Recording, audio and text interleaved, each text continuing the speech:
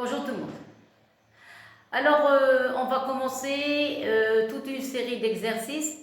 Je vais vous donner maintenant des sujets qu'on a déjà posés dans les années précédentes concernant les complexes et des études de fonction. Et après, je vais essayer de terminer le cours sur les intégrales. On va parler de la partie la plus importante, c'est la partie de l'intégration par partie, intégration par changement de variable et les sommes de Riemann. La somme de Riemann, c'est très important. Ça y est, maintenant on va commencer les choses sérieuses. Puis on va apprendre à calculer les surfaces, les volumes et appliquer les intégrales sur les fonctions. Une fonction qui s'écrit sous forme d'une intégrale avec des bornes où il y a des variables. Ça y est, et après il y a même des formes dans des exercices, on a les sommes de Riemann. Donc d'abord je vais vous donner des petits exercices. Alors cette vidéo, je vais parler des complexes. La prochaine, on va faire une étude. Et la troisième, je vais faire le cours sur les intégrales. J'ai cherché un exercice où on parle des complexes, des modules, des suites et c'est un examen. Alors, je vais commencer par la première partie. S'il vous plaît, dorénavant, vous allez avoir que des sujets très intéressants, très importants. Et si vous suivez ce que je vous donne à la lettre, bien sûr, avec ce que vous donnent vos professeurs, vous pouvez arriver jusqu'à 18 sur 20 le jour du bac. Vous allez voir, il suffit seulement d'écouter, de bien assimiler, d'apprendre et d'apprendre. Oui, il faut apprendre, toujours on apprend pour ne pas oublier les formules. Alors, et même les astuces, surtout les astuces. Alors, je commence par la première question. Alors, il y a résolution d'équation. En général, toujours on pose résolution d'équation. Alors, première question. Vous avez f de z. f de z est égal à 1 sixième, facteur 1 plus i, racine de 3. Je vous ai donné un petit exercice simple, c'est pas tellement difficile, mais seulement pour manipuler regardez, il y a même les conjugués. Vous avez vu, il y a les conjugués, il y a les modules, il y a les distances, il y a les suites, il y a ER, il y a les points alignés, donc il y a plein de choses. Alors, qu'est-ce qu'on demande? Oui, à la première question, on demande de résoudre l'équation. Donc, si vous posez f de x est égal à 0, automatiquement, le 1 sixième ne s'annule pas et par conséquent, vous allez avoir 1 plus i, racine de 3z, plus 2z bar est égal. Alors, puisque ici vous avez z et z bar, donc on va remplacer z. Alors, on pose z égale, donc vous pouvez écrire x plus i. Qu'est-ce que ça veut dire? Ça veut dire que z bar est égal à x moins i. Ça y est, et on remplace dans l'équation, vous allez avoir 1 plus i, racine de 3, ça devient maintenant intéressant, on passe aux choses sérieuses, et bien sûr on va augmenter un petit peu le niveau, parce que maintenant on travaille des sujets de bac, c'est pas comme avant, on faisait que des... Oui, j'ai trouvé, je vais vous donner un petit exercice de complexe où il y a des arcs tangentes. Voilà, donc on ne sait jamais, on peut, dans le même exercice, appliquer les arcs tangentes avec les complexes. Vous allez voir, je vais vous donner ça prochainement. Alors, parce que je ne vous ai pas oublié, n'oubliez pas que, ne dites pas que je vous ai oublié, au contraire. J'ai essayé, parce qu'il y a des élèves qui m'ont dit qu'ils veulent tout le cours de complexe, tout le cours en entier. Donc j'ai essayé de terminer le cours. On a presque donné presque les 4/5 du cours. Il ne reste que peu de choses. Et une fois je me suis dit, une fois je termine le cours sur les complexes, comme ça on peut attaquer les intégrales. C'est la partie la plus importante du programme. Et après, on pourra faire des exercices divers. Oui, autre chose, prochainement, je vais vous donner l'exercice où on applique, bien sûr avec les intégrales, où au bord vous avez des variables. Je vais vous donner un exercice où on applique le théorème des accroissements finis 2 fois. On l'applique 2 fois successives. Alors, donc, prochainement, ça va être au cours de la semaine. Au cours de la semaine, je vais essayer, Inch'Allah, de vous donner tout ça. Donc, qu'est-ce qu'on a dit? Le complexe, une étude de fonction, un résumé sur les calculs d'intégrales, quoi d'autre? Oui, qu'est-ce que j'ai dit? Oui, complexe avec les arcs tangentes. Et puis, la dernière chose, oui, l'exercice où vous avez des intégrales avec application du théorème des accroissements finis 2 fois successifs. Voilà. Donc, qu'est-ce qu'on a dit?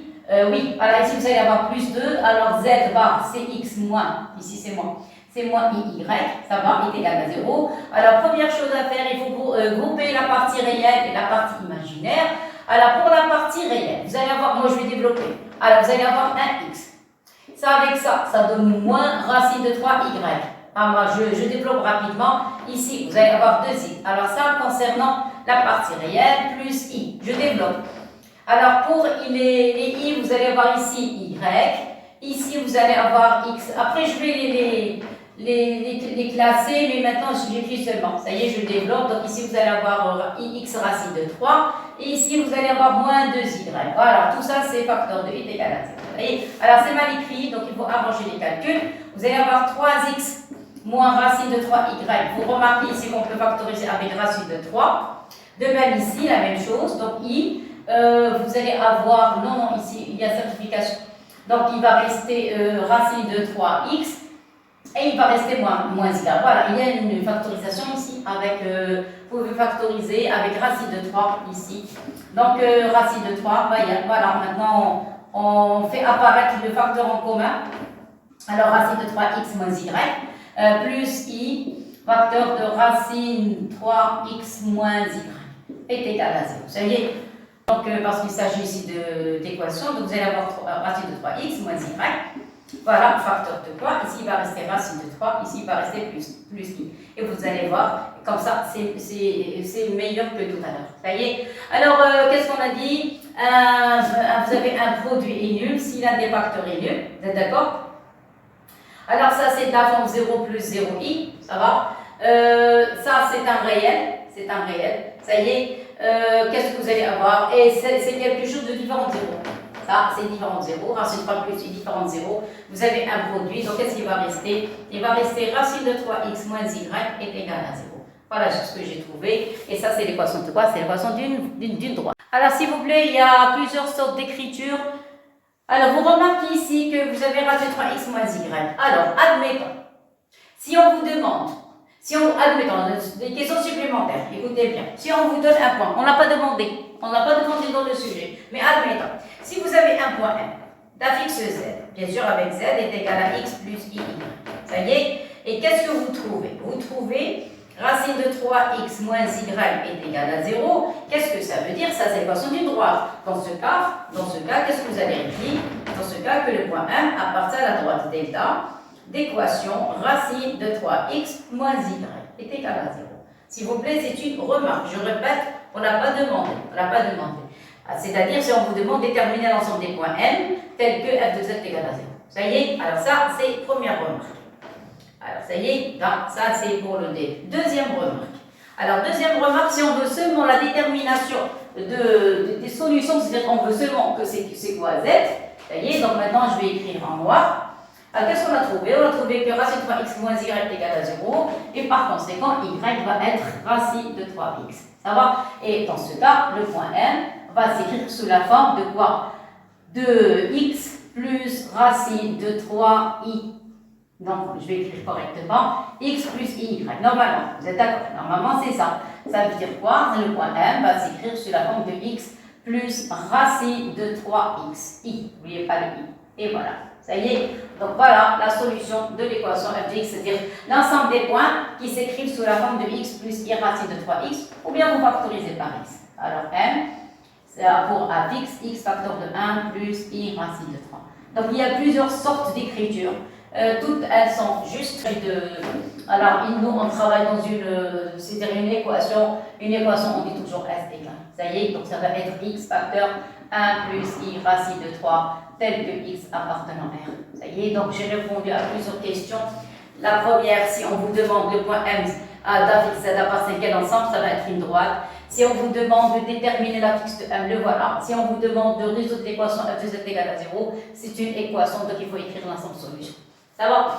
Alors maintenant, on va passer à la deuxième question.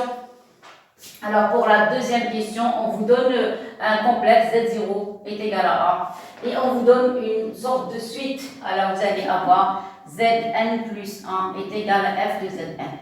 Alors f de Zn. Et on vous donne, voilà, la suite c'est Un. Alors soit une suite Un voilà, tel que un est égal à quoi? C'est le module de Zn. C'est-à-dire, tous les termes de la suite sont positifs, parce que c'est quoi un module? C'est une distance. Donc, tous les termes sont positifs. Alors, la question.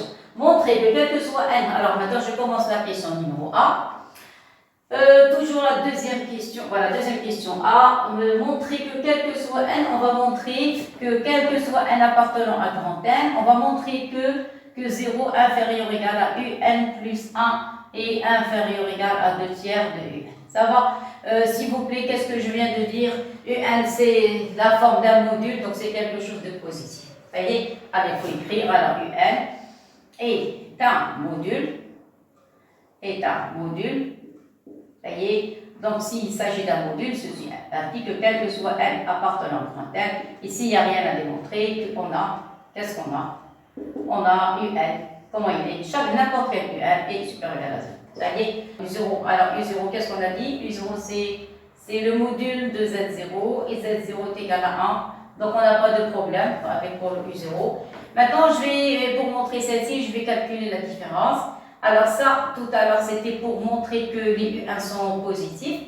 Alors, module, donc vous avez, donc on a quel que soit n appartenant. Je crois comme ça, c'est mieux. Alors, maintenant, deuxième partie. Vous allez calculer Un plus 1. Un plus 1 est égal à le module de Zn plus 1. Ça, c'est d'après l'énoncé. Alors, je vais calculer, c'est quoi module de Zn plus 1? C'est module de Zn plus 1. Regardez, c'est f de Zn. Alors, je crois comme ça, c'est mieux. F de Zn. Ça va? F de Zn. C'est quoi f de Zn? Je remplace. Donc, voilà, vous allez avoir, comme ça, c'est mieux. On va partir de Un plus 1.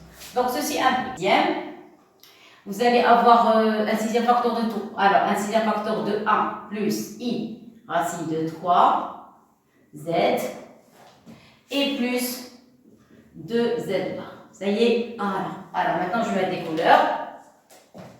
Ici, vous avez n plus 1. Ici, vous allez avoir n et n. Ça y est, regardez. Parce que, regarde ici. Voilà. Si vous avez n plus 1, ici vous avez n plus 1. Ça y est, pour avoir une idée de quoi il s'agit, ça y est, il manque une parenthèse. Voilà, parce qu'un sixième, c'est en facteur. En facteur de tout ça. Ça y est, un sixième, c'est une constante positive. On peut la faire sortir du module. Voilà. Et qu'est-ce qui va rester? Il va rester 1 plus i racine de 3, ça y est, zn. Ça y est, et plus 2 zn bar. Et voilà. Ça y est. Alors, qu'est-ce que je vais appliquer? Le cours, s'il vous plaît, par cœur, à quoi est égal z plus z prime, égal, alors c'est inférieur égal à module de z plus module de z prime, clair? Ça, d'une part. D'autre part, on a vu dans le cours que module de z est égal à module de z bar. Attention le cours, s'il vous plaît, par cœur, parce que les élèves qui ne connaissent pas le cours comme il faut, ils risquent d'avoir des petits problèmes quand on veut remplacer par une certaine expression. Alors, c'est U1 plus 1. Qu'est-ce qu'on va voir maintenant? C'est inférieur ou égal. Vous avez un sixième. Ça y est, vous allez avoir module. D'abord, les crochets, parce qu'un sixième est en facteur de tout ça. Vous allez avoir ici module de 1 plus i racine de 3. Alors, ça, attendez, il ne faut pas sauter ici les étapes. Alors, on va avoir module, voilà, mettez les parenthèses et z. Ça va? Ça, le module de la première partie, plus le module de la deuxième partie de Zn bar. Et voilà, ça y est. Bon, alors, encore, si vous avez un produit ici, je vais l'écrire. Si vous avez produit de z fois z prime est égal à module de z fois module de z prime. Ça y est, donc vous avez le droit de séparer les modules. Donc, vous allez avoir Un plus 1, c'est inférieur ou égal à 1 sixième. N'oubliez pas les crochets. Ça va être module de 1 plus i racine de 3 fois module de z plus 2. De ces constantes positives, vous pouvez la faire sortir du module Zn. Attention, Zn bar. Et voilà le crochet. Ça y est, bon. Alors, qu'est-ce qu'on a dit? Le module de z est égal au module de z bar. C'est-à-dire module de Zn est égal au module de Zn bar. Donc, c'est le même module. De plus, ça, on peut calculer son module. C'est racine de 1 au carré plus racine de 3 au carré. 1 au carré, c'est 1. Racine de 3 au carré, c'est 3. 1 plus 3, c'est 4. Racine de 4, ça donne 2. Dans ce cas, je vais remplacer. Donc ça donne 1/6. Ça y est, crochet. Ici, ça, ce nombre, ça donne un 2. Son module est égal à 2. Vous allez multiplier par module de Zn. Et ici, plus 2 modules de Zn. C'est tout. Il n'y a plus de barre. Pourquoi? Parce qu'on a dit que module de Z égale module de Z barre. Clair? Maintenant, qu'est-ce que vous remarquez? Vous avez 4 modules de Zn. Donc, ça y est, inférieur égal 1/6. Le voilà. Ça y est, vous allez avoir 4 modules de Zn. Mais c'est quoi module de Zn? Alors, module de Zn, c'est Un. Voilà, je remplace. Ça y est, maintenant on est arrivé à la fin. Ça y est, ceci implique. Alors, donc, Un plus 1 est inférieur égal. 4 fois 6, simplification, il va rester 2/3. Voilà, et ça c'est Un. Et ceci, on a pris, c'est quel que soit N appartenant à grand N. Et voilà, ça y est, et voilà le résultat. Regardez, je suis partie de Un plus 1.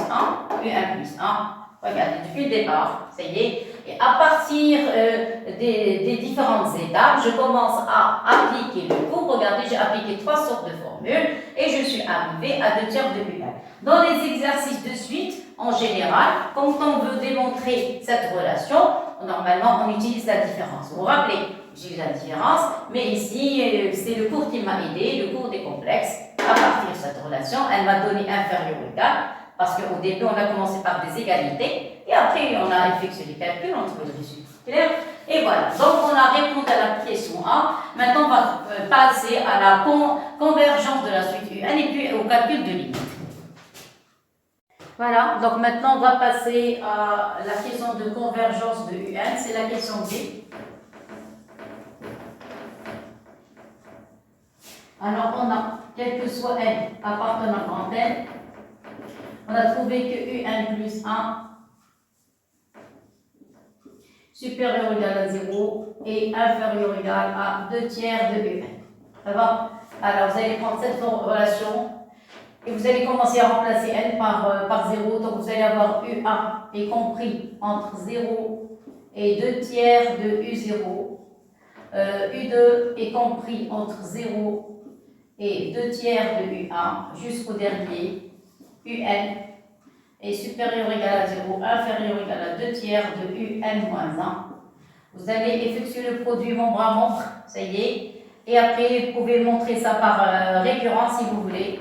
Donc, en utilisant le produit, je répète, le produit membre à membre. Ici, vous allez avoir 0. Ici, il va y avoir des simplifications, il va rester que UN. Et ici, il va rester 2/3 à la puissance N. N U0. Voilà. U0 est égal à 1. Vous avez U0 est égal au module de Z0. Et Z0 est égal à 1. Donc, est égal à 1. Ceci implique que vous allez avoir 0 inférieur ou égal à UN. Inférieur ou égal à 2/3 à la puissance N. Vous pouvez montrer ça par récurrence. Alors, démonstration par récurrence ou bien par produit, ce que vous voulez. Vous pouvez appliquer la récurrence. Ça va? Récurrence. Et voilà, ça y est, si vous voulez. Moi, je ne vais pas faire, c'est à vous de faire. Ça y est. Alors maintenant, on va passer à la question de convergence. On a 2/3 est compris entre moins 1 et 1. Ceci implique que limite quand n tend vers plus l'infini de 2/3 à la puissance n. Donc ici, si vous pouvez pointiller, ou bien membre à membre, produit membre à membre, ou bien vous montrez par récurrence. Ça y est, c'est pas tellement difficile. Moi, je vous donne seulement du manière globale, c'est 0. Et après, maintenant, vous allez passer à la limite. Donc ici, vous allez avoir limite, n tend vers plus l'infini de 0, inférieur ou égal à limite, n tend vers plus l'infini de un. Inférieur ou égal à la limite, n tend vers plus l'infini de 2/3 à la puissance n. Et ceci tend vers 0, ça c'est 0. Et par conséquent, vous allez avoir limite. Donc limite, quand n tend vers plus l'infini de un, ça va être 0. Et voilà, on a terminé avec la convergence et calcul de limite de un. Ça va? Maintenant, on va passer à la troisième question. Alors, pour la troisième question, on va considérer les points MK d'affixe ZK. Ça y est, et ceci quel que soit K appartenant à tel que K appartenant à M. Alors, on va considérer une somme Sn de termes, c'est-à-dire elle est constituée par sigma des distances. Les distances de K est égale à 0 jusqu'à N. Des OM K. Ça y est. Alors, on va remplacer, c'est quoi les OMK? Les distances OMK, c'est sigma de K est égal à 0 jusqu'à n des modules ZK. Parce que c'est quoi la distance OMK? C'est le module ZK. La distance OM est égale au module de Z, tel que M a pour A fixe. Ça y est, ça c'est dans le cours, dans le cas général. Ça y est. Et voilà. Donc, on continue. C'est quoi les modules de ZK? Les modules de ZK, c'est, voilà, c'est le module de ZN, c'est UN. Donc, vous allez avoir, ceci implique que Sn est égal à sigma de K est égal à 0 jusqu'à n dUK. Ça y est, voilà. Clair? Or, vous avez quel que soit n appartenant à n, on avait trouvé tout à l'heure que UN est inférieur à 2 tiers à la puissance n. Vous vous rappelez? Voilà. Là, voilà. Je prends que la partie de droite, UN plus petit que 2 tiers à la puissance n. Ça y est, mais nous, on a une somme. Ça y est, alors, donc qu'est-ce qu'on va voir? Vous allez avoir, pour U0, vous allez avoir, c'est inférieur. Alors, U0 inférieur à 2 tiers à la puissance 0. Pour le U1, il va être inférieur à 2 tiers à la puissance 1, etc. jusqu'au dernier. Pour UN, il va être inférieur à 2 tiers à la puissance n. Ça y est, en effectuant la somme, donc on sait ça d'après la question de tout à l'heure. Maintenant, je veux la somme. Alors, on va effectuer la somme. Qu'est-ce que vous allez avoir ici? Ici, vous allez avoir sigma de K est égal à 0 jusqu'à n, ça y est, dUK, inférieur à sigma de K est égal à 0 jusqu'à K de 2 tiers à la puissance K. Et voilà, ça y est, à partir de cette relation, c'est quoi les sigma dUK? Sigma dUK, c'est Sn. Et par conséquent,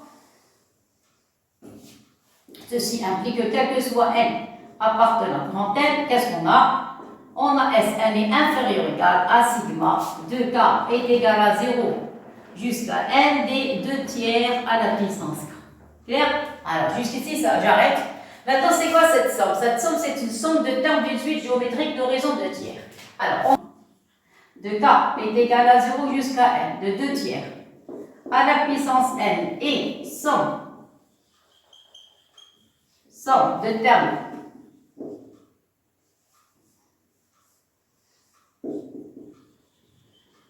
de termes d'une suite géométrique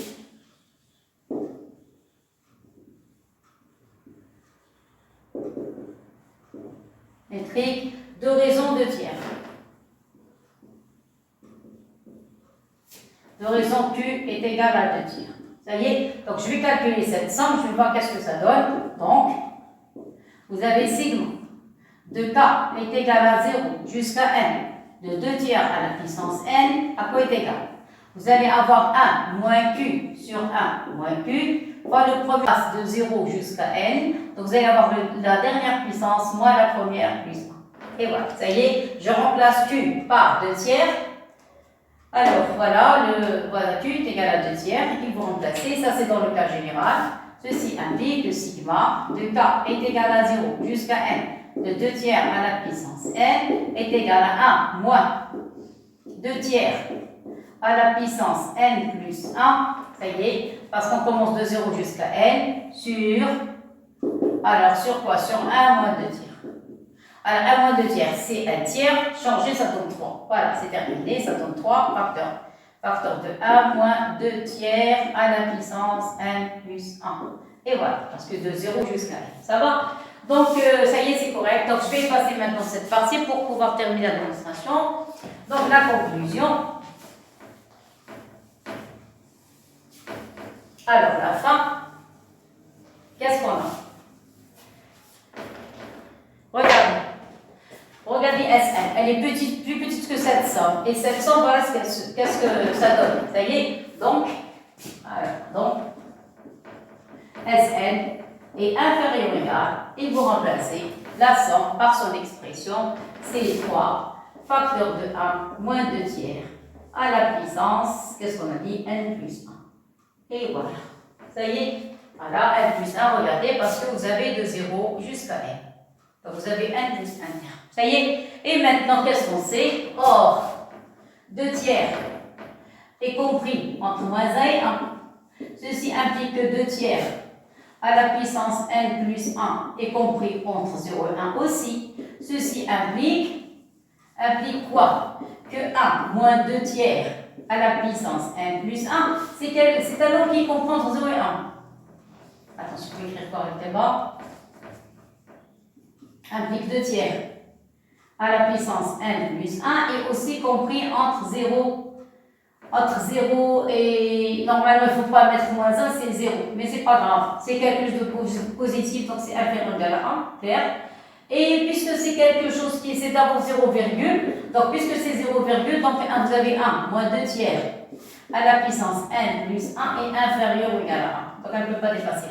Ça y est, ça veut dire quoi? Si vous multipliez tout par 3, donc vous allez avoir 3 facteurs de 1 moins 2 tiers à la puissance n plus 1 est inférieur ou égal à 3. Ça y est, alors par transitivité, Sn plus petit que ce nombre le voilà, est plus petit que 3, et par conséquent, ceci implique que quel que soit n appartenant à n, les Sn sont, la somme Sn est plus petite que 3. Et voilà, par transitivité. Ça y est, donc je vais mettre vous avez Sn est plus petite que ça. Ça y est, ce nombre est plus petit que 3. Par conséquent, Sn plus petite que 3. Qu'est-ce qu'on a trouvé? On a trouvé que Sn est majoré.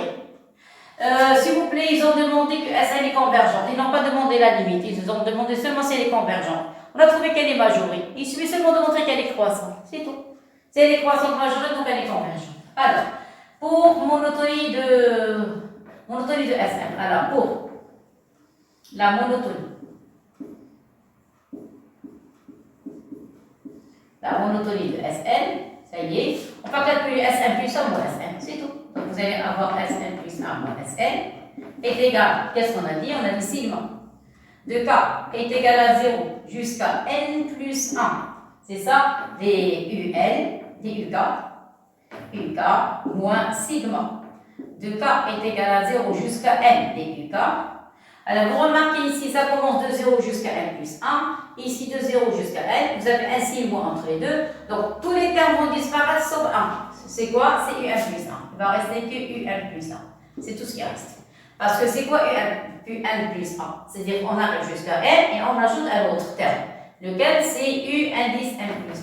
C'est le seul qui reste. Or, les un, ce sont deux modules. C'est z, indice n plus 1. Et c'est quelque chose de positif. Voilà. Donc ceci implique que Sn plus 1 moins Sn est supérieur à 0. Et par conséquent, Sn est croissant. Ceci implique que Sn est croissant.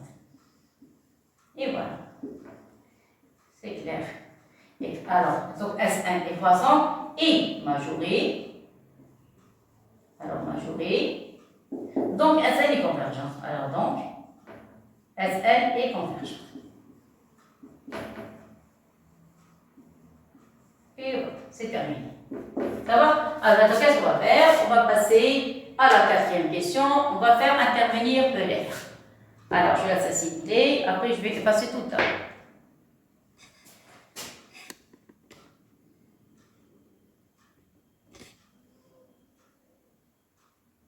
Alors, maintenant, on va passer à la quatrième question.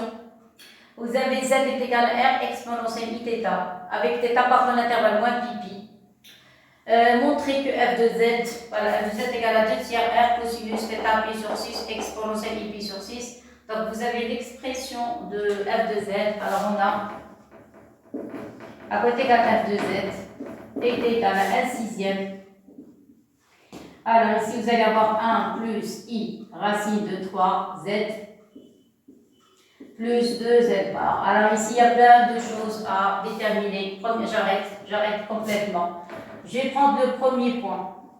Alors, le premier point, c'est 1 plus i racine de 3. Alors, si vous calculez le module, ça donne 1, 2. Donc, vous allez factoriser par 2, diviser par 2. Ça donne 1 demi plus i racine de 3 sur 2. On a vu ça dans le cours.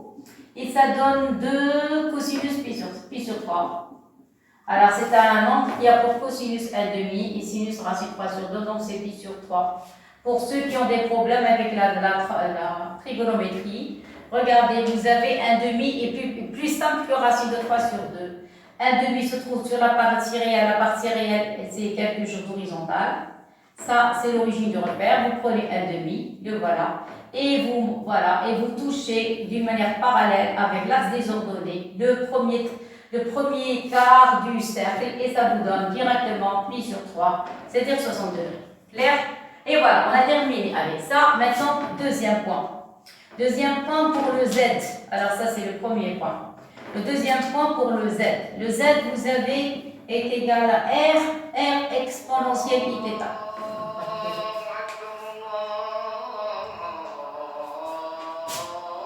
Alors maintenant, deuxième question, on considère un complexe Z qui s'écrit sous forme de R exponentielle I θ.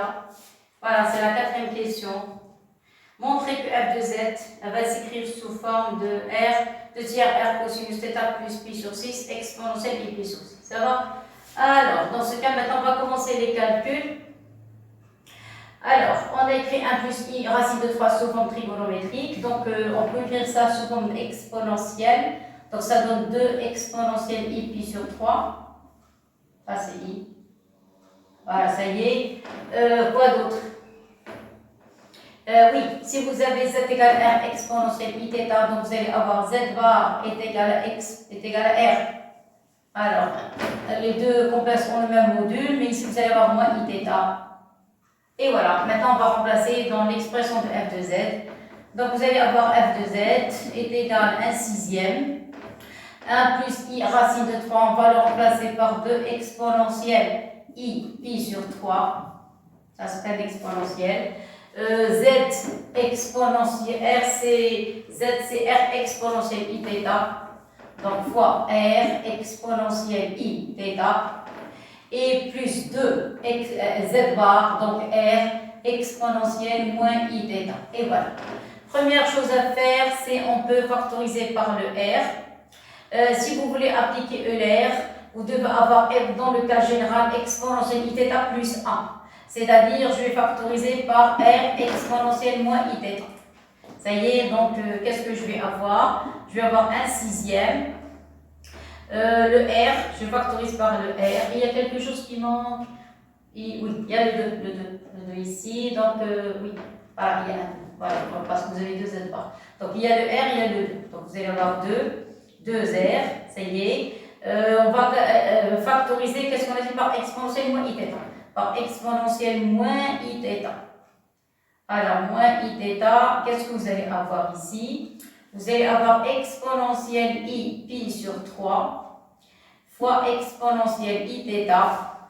J'ai factorisé par exponentielle moins I θ, donc je divise, donc je multiplie par exponentielle moins I θ, plus I θ, comme ça vous allez avoir 1. Et ici vous allez avoir plus 1. Et voilà le résultat. Ça y est. Donc je répète, pour appliquer ELR, vous devez avoir la forme de exponentielle, donc cas général exponentielle I alpha plus 1, ou bien moins 1.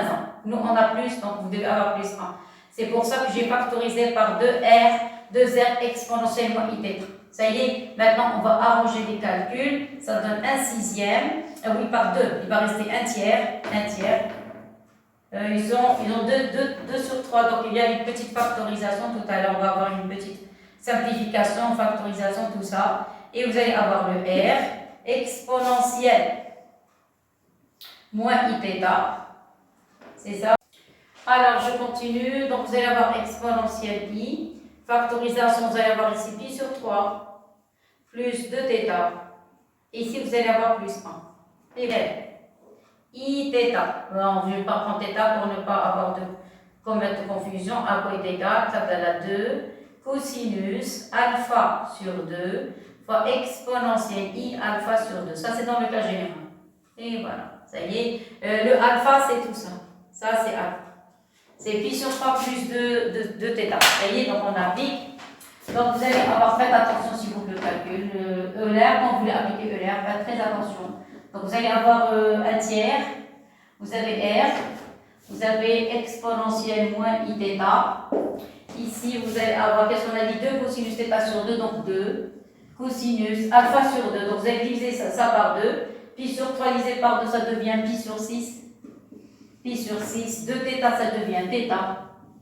Ça y est. Et fois exponentielle I alpha sur 2. Fois exponentielle I. Donc, vous divisez cette mesure d'angle par 2. Vous allez avoir pi sur 6. facteur de pi sur 6 plus θ. Et voilà. Le R, le voilà. Le cosinus, pi sur 6, ils ont commencé par pi sur 6. Oui, non, ils ont commencé par θ, donc je change la position. Donc θ plus pi sur 6, ça va? Et les exponentielles, faites la somme des puissances. Vous avez un exponentiel ici, un exponentiel ici. Vous allez avoir pi sur 6 plus θ. Ici, vous avez moins θ, donc moins θ. Donc les θ vont disparaître. Et voilà, c'est terminé. R, cosinus θ plus pi sur 6. Voilà. Et ici, vous allez avoir exponentielle i pi sur 6. Donc exponentielle i pi sur 6, c'est une mesure remarquable. Donc, on n'a pas de problème avec l'exponentielle. Maintenant, on va passer à la dernière question. Alors, pour la dernière question, il demande de montrer que les points M1, M2 jusqu'à MN sont des points alignés. Alors, première chose, je veux écrire A2Z sous forme trigonométrique. Mais j'ai un petit problème. Lequel? J'ai un problème avec cosinus θ pi sur 6. Parce que, qu'est-ce qu'on a? 2 tiers, ça c'est la question B. Question B. Ça, c'est la question A. Voilà. Question A et question B. S'il vous plaît, ça, c'est une écriture exponentielle, mais c'est pas grave. Si vous voulez écrire sous forme d'écriture trigonométrique, il faut que ce terme soit positif. Alors, comment ils sont son signe? Alors, parce que c'est quoi l'écriture d'un complexe? Je vais l'écrire d'une manière exponentielle et d'une manière trigonométrique. Si vous avez R exponentielle I θ, oui, est égal à R θ à une condition. Si R est positif. Alors, si R est supérieur à 0. Vous voyez? Donc, si R est positif, voilà l'écriture trigonométrique, le passage exponentiel vers une écriture trigonométrique. Clair? Alors, qui joue le rôle de R ici? R, c'est toute cette quantité. 2 tiers positifs. R positif, depuis le départ. Regardez, R quelque part. Oui, voilà, Z. L'écriture de Z. Voilà, Z. R exponentielle I. Voilà, donc c'est un module. Et donc, ils ont R positif, voilà. Donc, le problème, c'est le cosinus. Vous voyez? Donc, on va poser les conditions. Première condition. Si vous avez cosinus θ plus pi sur 6 est supérieur à 0. Donc, s'il est supérieur à 0, attention, ici c'est 6. Si ce cosinus est positif, 2 tiers R est déjà positif. Ceci implique que f de z va s'écrire sous forme de, je parle d'écriture trigonométrique. On va avoir 2 tiers R cosinus θ plus pi sur 6. Ça y est, et l'argument, ça va être pi sur 6. Et voilà. Alors, je répète, si le cosinus est positif. Attendez, je vais écrire correctement. Alors ça, vous avez un 6, et ça, voilà. Si vous avez ça. Le deuxième point, si vous avez cosinus de θ moins plus pi sur 6, maintenant est négatif. S'il est négatif, on ne peut pas avoir ça en tant que module. Qu'est-ce qu'on va faire? On va multiplier par moins 1. Donc, qu'est-ce que vous allez avoir? Vous allez avoir f de z est égal. Alors, 2 tiers, regardez comment je vais écrire 2 tiers. Je vais mettre le R. Je vais mettre un signe moins pour avoir quelque chose de positif. Alors, qu'est-ce qu'on a dit? Moins cosinus θ plus pi sur 6. J'arrête maintenant. Alors, regarde. Pi sur 3 positif. R positif. Le cosinus est négatif. Mais si vous mettez un signe moins, alors ça devient positif. Vous êtes d'accord? Mais si vous mettez un moins ici vous devez multiplier par moins 1. Ça y est, vous allez me dire, mais pourquoi on a mis moins 1 ici? Normalement, on le met au début. Non, il vaut mieux le mettre à la fin. Vous allez voir pourquoi. Si vous voulez le mettre au début, c'est juste, il n'y a rien à dire. Donc ici, vous allez avoir exponentielle et pi sur 6. Alors, si vous écrivez le moins 1 à la dernière position, regardez, on complète. Qu'est-ce qu'on a dit? C'est un pi. C'est quoi un pi? C'est exponentielle et pi. Ça y est. Et voilà. Donc, le moins, avoir f de z est égal, on a dit moins 2 tiers, le r, cosinus de θ plus pi sur 6. Voilà, tout ça. Multiplié par moins 1, c'est exponentielle i pi. Multiplié par exponentielle i pi sur 6. Vous allez factoriser par i, faites la somme des puissances. Donc, vous allez avoir moins 2 tiers R cosinus de θ plus pi sur 6. Et donc, ça va être exponentielle i, faites la somme, ça donne 7 pi sur 6. Et voilà, et par conséquent, l'écriture trigonométrique de f de z, voilà, c'est la fin, c'est la dernière ligne. L'écriture trigonométrique de f de z, f de z va avoir en tant que module, on a dit moins 2 tiers, r, cosinus de θ plus pi sur 6, on a dit cosinus négatif avec le moins, ça devient positif, et la mesure, donc ça va être 7 pi sur 6.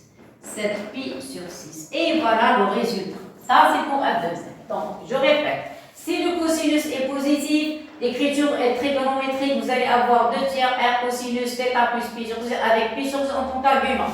Si vous avez le cosinus négatif, vous allez avoir 7 pi sur 6, mais il faut avoir un signe moins ici, comme ça, vous allez avoir un module positif, quelque chose de positif. Alors maintenant, on passe à la fin, à la conclusion. Si vous avez, qu'est-ce qu'on a dit cosinus θ plus pi sur 6 positif, vous allez écrire f de z sous cette forme.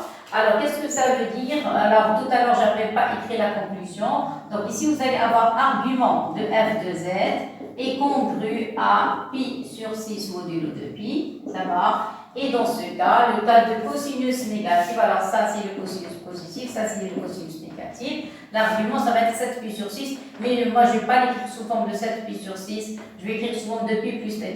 Ça y est, donc qu'est-ce que je vais écrire ici? Vous allez avoir argument de f de z et congru, qu'est-ce qu'on a dit? À pi plus 7, plus pi sur 6. Plus pi sur 6, vous allez me dire pourquoi, vous allez voir. Alors, avec, qu'est-ce qu'on a? Je vais ajouter 7 pi sur 6, qu'est-ce qu'on a dit? C'est égal à pi plus pi sur 6. Ça va? Bon, alors vous allez me dire pourquoi il est écrit sous cette forme et pas 7 pi sur 6. On va commencer les calculs. Alors, regardez. Je vais montrer que les points sont alignés. Alors, si vous voulez montrer que les points sont alignés, premièrement, il faut dessiner un repère. Vous êtes d'accord? Je vais considérer un repère, l'origine O, les vecteurs de base. Je vais prendre le vecteur U, le vecteur V. S'il vous plaît, jamais IJ, jamais. Parce que I est un complexe et J c'est un complexe. Donc, toujours les vecteurs U, V. Je vais placer un point MN, quelconque sur le plan, comme ça. Je ne sais pas où il va se trouver, ou bien ici, ou bien ici, ou bien ici, ça m'est égal. Et voilà le point MN d'affixe ZN. Ça y est? Bon. Alors ici, qu'est-ce que vous allez avoir? Vous allez avoir un angle. Vous êtes d'accord? Un angle θm. Je ne sais pas à quoi il est égal. Alors maintenant, je vais commencer. Qu'est-ce que je vais calculer? Je vais calculer la mesure d'angle entre U et OMN. Alors, entre U, vecteur U et OMN, c'est-à-dire ce θm. Alors, qu'est-ce que vous avez? Vous avez le vecteur U, ici OMN, et on va calculer la mesure de cette même mesure d'angle. Voilà. Qu'est-ce que je vais avoir ici? Regardez. C'est quoi ça? Ça, c'est le cours. C'est argument de la fixe de Mn. C'est argument de Zn modulo de pi. Ça va? Très, très bien. Mais c'est quoi? Il vaut mieux mettre n plus 1. Vous allez voir, vous allez trouver le calcul plus simple que n. Ici, pourquoi? Parce qu'ici, vous allez avoir n plus 1. Mais c'est quoi Zn plus 1? Zn plus 1 est quelque part Zn plus 1. Le voilà. Voilà. Zn plus 1 est égal à f de Zn. Voilà. Si vous voulez laisser Mn, ici, vous allez avoir Zn moins 1. Après le compte, quand on remplace avec f. Donc ici, vous allez avoir argument, qu'est-ce qu'on a dit? De f de Zn. Ça y est, Zn modulo de pi. Sinon, si vous voulez OM, N, vous allez voir ici f de Z, N moins 1. Il vaut mieux écrire OM, N plus 1. Ça y est? Bon, alors, qu'est-ce qu'on a dit? F de Z, N. Mais, argument de f de Z, n'importe quel Z, tout à l'heure, montré que f de Z s'écrit sous cette forme, c'est-à-dire pour n'importe quel complexe. Z qui s'écrit sous forme de Zn égale R exponentielle I θ. Ça y est? Alors, θ appartenant à moins pi. Clair? Bon. Alors maintenant, au lieu de travailler avec Z, je vais travailler avec Zn, ou bien Zn plus 1. Ça y est? Donc ici, qu'est-ce que vous allez avoir? La même forme. Pourquoi? Parce que vous avez Zn plus 1 égale f de Zn. Et Zn joue le rôle de Z. C'est-à-dire, on remplace le Z par Zn, donc ça vérifie la même relation. Ça y est? Bon. Alors après, qu'est-ce qu'on a? L'argument de f de Zn, qu'est-ce qu'on a dit tout à l'heure? Ou bien ça donne pi sur 6, ou bien vous avez pi plus pi sur 6. Vous avez le choix entre deux choses. Donc, qu'est-ce qu'on va avoir ici? Donc, on va avoir deux choses. Donc, on a U, OMN plus 1, OMN plus 1, bar. Il va être congru à pi sur 6, modulo de pi, ou bien U, OMN plus 1, il va être congru à pi plus pi sur 6, modulo de pi. Parce qu'on a deux cas, θ n. Θ n, vous le remplacez, admettons, par pi sur 6. Admettons par pi sur 6. Où se trouve cette, je vais écrire en rouge, parce qu'on a mis l'angle en rouge. Donc, admettons, si vous avez mzn, voilà, ici, qu'est-ce qu'on a dit? C'est pi sur 6. Pi sur 6. Ça y est, où se trouve pi plus pi sur 6? Il suffit seulement de prolonger ce trait. Voilà, prolonger. Ça y est, voilà, c'est quoi ça? C'est pi sur 6. Et si vous prenez ça, pi sur 6, et vous ajoutez pi, et voilà le bleu, ça va être pi plus pi sur 6. Ça y est, ça veut dire quoi? Que le point MN, ou bien il va se trouver sur la partie rouge, c'est-à-dire sur cette partie, parce qu'ici l'angle, vous allez avoir pi sur 6, ou bien il va se trouver sur la partie bleue. Ça y est, et la partie bleue, ça va être MN de Zn. Je ne sais pas où le point MN se trouve ici, ou bien ici, ça y est, la partie rouge, ou bien sur la partie bleue, et ceci, s'il vous plaît, quel que soit n appartenant dans n. Vous pouvez mettre ici 1 plus 1 pour avoir un dessin correct. Ça y est. Moi, tout à l'heure, j'avais pris dans le cas général. Ça y est. Et voilà. Donc, vous allez avoir n plus 1 ici. F, voilà. Ça y est. O, U avec O, n plus 1. C'est argument de f de z. Ou bien, vous allez trouver, qu'est-ce qu'on a dit? Ou bien, il va se trouver sur la partie rouge, ou bien, il va se trouver sur la partie bleue. Et c'est la même chose pour mn, pour mn-1, m2, m3, m1, m0. Donc ici, il va se trouver n plus 1 ici, et ici, vous allez avoir n plus 1. Je ne sais pas où il va se trouver. L'essentiel, il va se trouver sur cette droite qui est formée par la partie rouge et la partie bleue. Que quel que soit n appartenant à grand N, qu'est-ce qu'on a? On a argument de f de Zn, voilà, est congru à pi sur 6 modulo de pi, ou bien, vous avez argument de f de Zn est congru à pi plus pi sur 6 modulo de pi. Ça y est? Ça veut dire que si vous formez ici l'angle pi sur 6, vous avez le premier cas, ou bien le premier cas, ou bien le deuxième. Quelle est la différence entre le premier cas et le deuxième cas? C'est pi. C'est pour ça que je n'ai pas voulu écrire 7 pi sur 6, j'ai écrit pi plus pi sur 6. C'est-à-dire, j'ajoute combien à pi sur 6? J'ajoute 180 degrés. C'est-à-dire, c'est la forme d'un angle plat. Passage du premier cas au second cas, j'ajoute pi. C'est quoi pi? C'est l'angle plat. Si j'ajoute l'angle plat, c'est-à-dire les points vont être alignés. Donc les points MN d'une manière globale vont se trouver ou bien sur la demi-droite rouge ou bien sur la demi-droite bleue. Et puisque vous avez un angle plat, c'est-à-dire les points qui se trouvent sur la partie rouge et la partie bleue sont alignés, c'est-à-dire ils se trouvent sur la même ligne. Et par conséquent, tous les points MN sont alignés. C'est-à-dire on a les points. Allez, les points. Quels points? Alors, il veut que les points M, mais normalement, ils sont alignés même avec le O. Alors, les points, vous allez avoir O, vous allez avoir M1, M2 et des pointillés jusqu'à MN. Ça y est, alors, tous les points sont alignés. Alignés sur la droite.